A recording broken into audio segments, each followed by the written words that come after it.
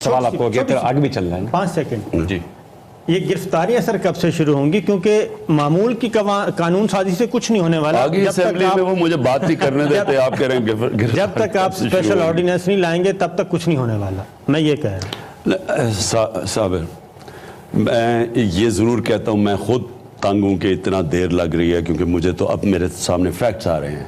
لیکن بدقسمتی سے جب تک اگر ہم نے اس طرح غلط کر دیا کسی کو، وہ ایکچولی بچ جائیں گے کہ جی دیکھیں میں بے قصور تھا. جس طرح ابھی بھی کئی جگہ ہوا ہے، سارے ملے ہوئے ہیں، نیب نے مل کے کیسز بنائے ہوئے ہیں ان کے ساتھ. انہی کے لوگ نیب میں بیٹھے ہوئے تھے، انہوں نے کیسز ایسے بنا دیے جن کے لیے وکیل ان کے پاس مہنگے ہیں. ہم جو اب کام کر رہے ہیں ہم تھوڑا ذرا ڈیٹیل میں کر رہے ہیں تاکہ انشاءاللہ اس ملک کو پیسہ آنے والا ہے. میں آج قوم کو یہ کہنا چاہتا ہوں، آپ کو ڈالروں کی کمی نہیں ہونے لگی. انشاءاللہ آنے والے دنوں میں آپ خود ہی دیکھ لیں گے کہ یہاں ہمارے پاس ادھر سے بھی ڈالر آئیں گے، انویسٹمنٹ سے بھی ڈالر آئیں گے.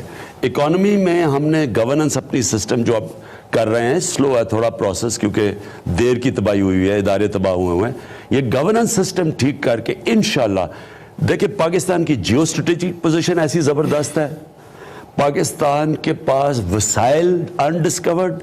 یہ جو ایگزون آیا ہے، میں صرف ایک چیز اب کہتا ہوں، ایگزون جو آیا میری سے ان کی میٹنگ ہوئی، انہوں نے مجھے بتایا کہ جی یہ آپ کی آف شور ہم نے ایک تربوزے کو کاٹ دو نا تو وہ ایسے کر کے پڑا ہوا ہے زمین سمندر کے نیچے. کہتے ہیں ہمارا خیال یہ ہے، اور انشاءاللہ یہ ہمیں اگلی جون تک پوری رپورٹ مل جائے گی. وہ اپنے پورے لے کے آ رہے ہیں، ریگز لے کے آ رہے ہیں وہاں سمندر کے اندر. وہ کہتے ہیں کہ اس میں ہو سکتا ہے کہ 50 سال تک پاکستان کو گیس کی کبھی ضرورت نہ پڑے. بہت بڑی بات ہے. اتنا بڑا ریزرو ہے. ایک چھوٹا سا کوسچن ہے، پھر میں میر صاحب کے پاس جاؤں گا، کیونکہ آپ نے اکاؤنٹیبلٹی کی بات کی. اکراس دا بورڈ ہوگی، آپ یہ یقین دلاتے ہیں اس میں کوئی پولیٹیکل وکٹمائزیشن کا ایلیمنٹ نہیں ہوگا. اور دوسرا، آپ لوگوں کی کارکردگی میں جو قانون سازی ہے، لیجسلیشن، وہ کوئی اتنی حوصلہ افزا نہیں رہی پہلے 100 دنوں میں، کیونکہ ایک اسٹینڈنگ کمیٹیز نہیں بنی ہوئی. پبلک اکاؤنٹس کمیٹی کے چیئرمین پر آپ لوگوں کا اپوزیشن کے ساتھ اختلاف ہے، اور آپ نے خود پرائم منسٹر صاحب کہا تھا آپ کوسچن آور سیشن میں جایا کریں گے. وہ آپ کو یاد کرتے رہتے ہیں سینیٹ اور قومی اسمبلی میں. کیا کہیں دیکھیں پرابلم یہ ہے کہ ہم نے تو آفر کیا ہوا ہے، ادھر سے ہی کوئی عجیب کنڈیشنز آ رہی ہیں. پرابلم اس پھنسے کدھر ہوئے ہم. اب مجھے یہ بتائیں کہ پبلک اکاؤنٹس کمیٹی کا کام ہوتا ہے پارلیمنٹ کی طرف سے احتساب کرنا. یہ پارلیمنٹ کی کمیٹی ہے. وہ چیئرمین بنانا چاہتے ہیں شہباز شریف کو. شہباز شریف نیب کے جیل کے اندر ہیں، ان کے اوپر 56 کمپنیز کے کیسز بنے ہوئے ہیں. اب کیا یہ ہم اپنی جمہوریت کا مذاق نہیں اڑانے لگے کہ ایک آدمی جیل سے آگے پبلک اکاؤنٹ کمیٹی کا چیئرمین بنے گا؟ کیا یہ پاکستان میں دنیا میں مذاق نہیں اڑے گا؟ ہماری جمہوریت کا مذاق نہیں اڑے گا؟ ہم کہہ رہے ہیں کسی اور کو بنا دو جس کے اوپر یہ جو کلین ہے، کیونکہ ایک صاف آدمی احتساب کر سکتا ہے نا. اب اس کے اوپر وہ کہہ رہے ہیں جی ہم باقی بھی کمیٹیز، اسٹینڈنگ کمیٹیز کا بوائک آؤٹ کیا ہوا ہے. اب ہم آج فیصلہ کر رہے ہیں، ہم اپنے کمیٹیز بنا دیں گے. اگر وہ نہیں آتے ہم نے بنا دینا ہے. اس طرح کی بلیک میل کرنا، ابھی تک مجھے افسوس سے کہنا پڑتا ہے کہ ان کی ایٹیٹیوڈ ساری یہ ہے پہلے دن سے کہ ان کے اوپر اتنا پریشر ڈال دو کہ یہ بھی آخر میں کہیں ٹھیک ہے جی ہم ملک چلانا چاہتے ہیں، پارلیمنٹ جمہوریت کی خاطر ہم بھی آپ کو NRO دے دیں گے، ہم بھی بات نہیں کریں گے کرپشن کی. جو انہوں نے 10 سال میں چارٹر اور ڈیموکریسی کے نام پہ جو اس ملک کو لوٹا گیا ہے، میں آپ کو کہتا ہوں کہ یہ کرمنلز ہیں ملک کے.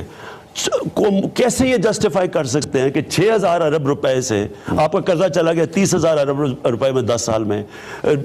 آپ کی پاور سیکٹر بینکرپٹ، وہ بینکرپٹ گیس کا سیکٹر جس نے کبھی لاس ہی نہیں کیا، وہ 150 ارب روپے کا لاس کیا ہوا. یوٹیلیٹی سٹور 14 ارب روپے، ہر جگہ لاس ہو رہا ہے. جس لیول کی لوٹ مار ہوئی ہے اس ملک کے اندر 10 سالوں میں، وہ ڈرے ہوئے ہیں اور وہ اکٹھے مل کے کہہ رہے ہیں جی جمہوریت خطرے میں ہے. کبھی میں پہلے دن جا رہا ہوں اسمبلی میں تقریر کرنے اور انہوں نے ریگنگ کے اوپر اٹھا دیا. آج آپ رپورٹ دیکھیں، فیفن کی رپورٹ دیکھیں، یورپین یونین کی رپورٹ دیکھیں، وہ کہتے ہیں بہترین الیکشن ہوا ہے. آپ کمپیئر کریں 2013 کا الیکشن اور یہ، اس کا فرق اس کے اندر آپ. اور اس لیے ہم نے کہا فوری طور پہ بناؤ کمیٹی. ہم نے تو پہلے دن ہی مجھے 126 دن لگے دھرنا کرتے ہوئے ان کو انویسٹیگیٹ کرنے کے لیے. ہم پہلے دن مانگ گئے، وہ ہٹا تو وہ ادھر کوئی اور ایشو لے کے بیٹھ گئے. ان کا مقصد صرف یہ ہے کہ ہمیں پریشرائز کریں کہ کسی طرح ہم بھی کہیں جی جمہوریت کی خاطر ہم سارے مل ملا کے چلیں گے، جو چارٹر آف ڈیموکریسی میں 10 سال ہوا ہے. NRO کی آپ نے بات کی، آپ پچھلے 3 مہینے میں کئی دفعہ 2-3 دفعہ آپ نے تقریروں میں یہ کہا ہے، پوری قوم نے سنا کہ کسی کو میں این آر او نہیں دوں گا، کان کھول کے سن لو، میں کسی کو این آر او نہیں دوں گا۔ لوگ یہ جاننا چاہتے ہیں کہ کس نے آپ سے این آر او مانگا ہے، کیونکہ جب مولانا فضل الرحمان آل پارٹیز کانفرنس میں نواز شریف کو بلاتے ہیں، زرداری صاحب کو بلاتے ہیں، تو وہ تو نہیں آتے، وہ کہتے ہیں نہیں ابھی ان کو چلنے دو۔ تو لگ تو یہ رہا ہے کہ وہ آپ کو این آر او دے رہے ہیں اور نواز شریف صاحب بالکل خاموش ہیں۔ تو این آر او آپ سے کس نے مانگا جبکہ نواز شریف خاموش ہے؟ اس کا کیا جواب دیں گے آپ؟ دیکھیں، جو یہ سارا ہو رہا ہے نا اسمبلی کے اندر، میں سمپل سوال پوچھتا ہوں۔ ایک گورنمنٹ ہے، الیکشن جیت کے آئی ہے، پہلے دن آئے ہیں ہم اسمبلی میں بات کریں، انہوں نے سارے اسمبلی ڈسرپٹ کر دی، تقریر مجھے نہیں کرنے دی۔ مجھے بتائیں اس کے پیچھے ہم نے بڑی کوشش کی، ہم نے یہ بھی ان کو کہہ دیا کہ ہم پہلے دن کہہ دیا کہ جی ہم پارلیمنٹری کمیٹی بنانے لگے، جو ان کی ڈیمانڈ تھی ریگنگ کے اوپر، وہ مان بھی گئے۔ وہاں جا کے انہوں نے کھڑے ہو کے سامنے برا بھلا گالی، میرا جرم کیا تھا جی؟ کیا میں نے غلطی کی تھی؟ مجھے یہ بتائیں کہ یہ اب تک جو بھی آپ سے آیا ہے، جس طرح کی زبان استعمال کرتے ہیں پارلیمنٹ میں، جس طرح کی چیزیں کہی ہیں، میں نے غلط کام کیا ہے؟ ایک چیز یہ میرے سے سننا چاہتے ہیں کہ جناب ہم جمہوریت کو بچانے کے لیے ہم بڑے اتفاق سے سارے چلیں گے، آپ فکر نہ کریں، ہم تو آپ کا کوئی احتساب کو انتقامی کارروائی کہتے ہیں۔ میں نے ابھی تک ایک کیس نہیں ہم نے کیا، سارے پرانے کیسز چل رہے ہیں، لیکن آپ بار بار ان کی سنیں کہ جی یہ انتقامی کارروائی، یہ ڈکٹیٹر آ گیا، فلانا آ گیا، کیا میں نے۔ لیکن نیب تو آپ کے کنٹرول میں نہیں ہے، تو این آر او آپ کس طرح دے سکتے ہیں؟ اس کے پیچھے یہ ان کو پتا ہے کہ اگر آج گورنمنٹ فیصلہ کرے کہ ہم بھی جی جمہوریت کو بچانے کے لیے سب اکٹھے چلیں گے، سارے ٹھیک ہو جائیں گے، نیب آپ کی بات مان جائے گی، این آر او دے دیں گے؟ وہ دیکھیں گورنمنٹ کے پاس بڑی پاور ہوتی ہے، گورنمنٹ اگر چاہے تو ہر قسم کی چیز کر سکتی ہے، گورنمنٹ کے پاس تو پاور ہوتی ہے۔ گورنمنٹ نہ سپریم کورٹ کو انفلوئنس کر سکتی ہے، اور آپ خود کہتے ہیں کہ نیب کو بھی انفلوئنس نہیں کر سکتی، سپریم کورٹ پھر آپ کے پاس این آر او دینے کا تو اختیار ہے ہی نہیں ہے۔ سپریم کورٹ کو تو بالکل اثر نہیں کر سکتی۔ یہ بھی ہو سکتا ہے سر کہ این آر او وہ کسی اور سے مانگ رہے ہوں اور آپ تک انفارمیشن پہنچی ہو۔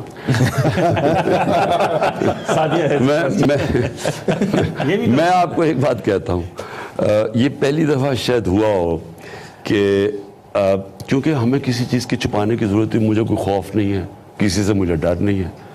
میں آپ کو کہوں کہ اس وقت ہم بالکل سپریم کورٹ اپنے طور پہ کام کر رہا ہے۔ میں نے آپ کو کہہ دیا کہ مجھے 2-3 تکلیف بھی ہوئی جو سپریم کورٹ نے چیزیں کہی، ہم نے ان کو کام کرنے دے رہے ہیں۔ اس وقت پاکستان کی فوج ٹوٹلی پی ٹی آئی کے مینیفیسٹو کے ساتھ کھڑی ہے۔ یہ ہمارا مینیفیسٹو تھا کہ ہم سارے نیبر سے امن کریں گے۔ یہ جو کرتارپور کا ہوا ہے ہمارے ساتھ پوری طرح کھڑی ہے، ہمیں کوئی اس وقت پرابلمز نہیں ہیں۔ یہ جو پہلے ہوتا تھا جی ملٹری سول ڈسکارڈ، یہ جو ہوتا، ہمیں تو کوئی ایسا ایشو نہیں۔ کرتارپور والی بات آپ نے کہا کہ کرتارپور جو آپ نے کیا وہ آپ کے ساتھ کھڑے ہیں۔ 2013 میں یہی کرتارپور پیس کوریڈور کے نام سے نواز شریف صاحب بھی کھولنا چاہتے تھے، وہ نہیں کھول سکے۔ اس سے پہلے بے نظیر بھٹو بھی کھولنا چاہتی تھی، کیا وجہ ہے کہ آپ کھولنے میں کامیاب ہو گئے ہیں؟ پہلی 2 گورنمنٹ جو تھی پیپلز پارٹی اور نون لیگ کی، وہ نہیں کھول سکے۔ آپ کہتے ہیں کہ ہم جرمنی اور فرانس کی طرح اپنے تعلقات بہتر بنانا چاہتے ہیں، اگر یہی بات نواز شریف کریں یا زرداری صاحب کریں تو کہا جائے گا کہ دیکھیں یہ غدار ہیں۔ ایک منٹ مجھے یہ بتائیں کہ جرمنی اور فرانس کے اس لیے انالوجی بنتی ہے ہماری انڈیا اور پاکستان کی کہ انہوں نے بڑی جنگیں لڑی آپس میں، ان کی تو بڑی، لیکن وہ 2 مختلف ملک ہیں۔ یہ سٹیٹمنٹ کئی دفعہ آتی ہے جی دیواریں ہٹ جائے، ہم ایک ہی قوم ہے، ہم ایک قوم نہیں ہیں، وہ ہندوستان ہے، ہم پاکستان ہے، ہم قائد اعظم کی 2 نیشن تھیوری میں بالکل بلیو کرتے ہیں، لیکن کوئی ضرورت نہیں کہ ہم ایک جنگ کے عالم میں رہیں، کولڈ وار رہے، ہم آگے نہ بڑھ سکیں، ہم ٹریڈ نہ کر سکیں، کیونکہ جرمنی اور جاپان کے اندر ایونچولی آج اب کوئی تصور جنگ کا اس لیے نہیں کر سکتا کہ ان کی ٹریڈنگ لنکس اتنی انٹر لنک ہو گئی ہیں کہ وہ اب دونوں ملک خوشحالی کی طرف جا رہے ہیں۔ آپ کے فورن منسٹر نے کہا کہ آپ نے یہ کرتارپور والی گگلی کی تھی، جس میں پتہ نہیں ان کا کوئی اور مقصد کوئی اور طرح کہنے کا ہوگا، شاہ جی کی دفعہ تقریر کے اندر کہہ جاتے ہیں۔ آپ اس سے ایگری کرتے ہیں کہ نہیں کرتے؟ گگلی تھی یا باؤنسر تھا؟ میں ایکچولی یہ بات کہتا ہوں کیونکہ مجھے جب یہ آئے سدھو پہلی دفعہ 3 مہینے پہلے، تو انہوں نے جب یہ ہماری سرسری بات ہوئی اس چیز کی، دیکھیں ان کے لیے یہ ایسے ہے جس طرح ہم مدینہ جانا چاہتے ہیں، ان کے لیے یہ ایسے ہی ہے بالکل۔ اور اب سوچیں کہ ہمیں اگر 4 کلومیٹر دور ہم مدینہ سے بارڈر ہو اور ہم نہ جا سکیں، مسلمان کو کتنی تکلیف ہو اور کتنی خوشی ہو اگر ہم جا سکیں. میں نے اتنی خوشی دیکھی، جو وہ میں نے دیکھا، وہ ان کی جو منسٹر تھی وہ تو رو پڑی، اتنا خوش تھے وہ تقریر کرتے ہوئے. تو میرے خیال میں یہ بڑا زبردست انیشیٹو ہے. یہ ہماری گورنمنٹ کا فیوچر پلان ریفلیکٹ کرتا ہے. ہم ایک وہ گورنمنٹ ہیں جو اپنے سارے نیبر سے تعلقات ٹھیک کرنا چاہتے ہیں. کیوں؟ لیکن سر گوگلی نہیں ہے. بالکل سیدھی بات ہے. اس میں گوگلی کیا ہے؟ اس سے غربت ہماری سب سے تیزی سے کم ہوگی اگر ٹریڈ بڑھتی ہے. جی آپ نے فورن وزٹس آپ کے آئے، ملیشیا کا، چائنا کا، کامیاب دورے آپ نے کہا سعودی عربیہ کا ہو گیا.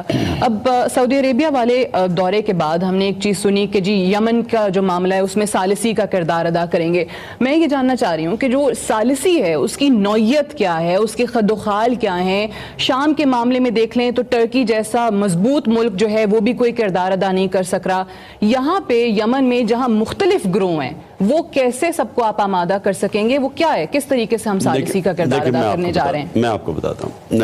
ہمیں پہلے جو یمن کی جب کانفلکٹ ہوئی تو ہمیں وہ کہہ رہے تھے کہ ہم فریق بنے اس کے اندر، ہاں ہم ایک طرف جائیں.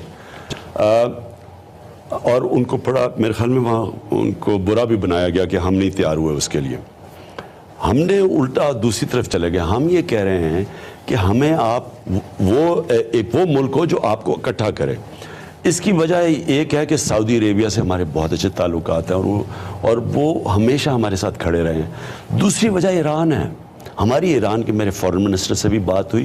فورن منسٹر نے مجھے کیٹیگورکلی کہا کہ اگر آپ بیچ میں پڑتے ہیں تو ہم تیار ہیں یمن کے اندر ہم اپنا پارٹ، کیونکہ ایک انفلوئنس ایران کا دوسرا سعودی کا ظاہر ہے. تو ہم نے سعودیز کو بھی میسج پہنچا دیا ہے، ہم نے ایران کو بھی پہنچا دیا ہے. ہم کوشش بھی کر رہے ہیں انڈر ہینڈ نچلے لیول کے اوپر ان کو اکٹھا کرنے کے لیے. اور یہ ہم سب سے بڑا یہ اپنا ہونا ہی پاکستان کا رول یہ چاہیے. آگے سے ہمیں کبھی فریق نہیں بننا چاہیے. ہمیں جس طرح امریکہ کی جنگ میں ہم 2 دفعہ فریق بن کے ہم نے اپنا تباہی کی ہے، ہمیں آگے سے کبھی یہ ہم نے سیکھا ہے ماضی سے اور انشاءاللہ ان کی بھی کوشش کریں گے. ٹھیک ہے، بٹ ٹرکی کا میں نے اگزامپل دے کے کہا کہ وہ بھی سیریا میں نہیں کوئی کردار ادا کر پا رہا. تو ہمارے کیا نوعیت کیا ہے، کس طریقے سے ہم کرنے جا رہے ہیں جہاں پہ اتنے سارے گروپس ہیں جن کو ون پیج پہ لانا اٹ سیلف ایک بہت بڑا ٹاسک ہے. 2 گروپس ہیں نا یہاں، ایک طرف ایران ہے ایک طرف سعودی عربیہ جو 2 گروپس کو انفلوئنس کر رہے ہیں.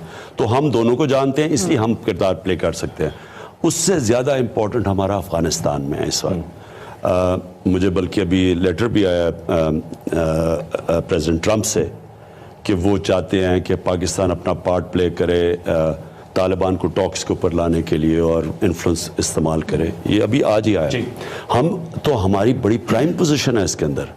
ہم بالکل کوشش کریں گے. ہمارا یہ رول ہونا. میں بڑی دیر سے جب مجھے طالبان خان کہتے تھے میں یہی کہتا تھا کہ جنگ سے یہ مسئلہ نہیں حل ہونا. آج شکر ہے ساری دنیا یہی کہہ رہی ہے کہ پاکستان ان کو اکٹھا کرے، بجائے جو شروع میں کہ جی ڈو مور کرو اور تباہی مچاؤ اپنی بھی ملک کی. ہم کیوں نہ ایک اپنا پارٹ پلے کر کے، اور ہم کر سکتے ہیں، ہم ان کو اکٹھا کریں. ایک چھوٹا سا وقفہ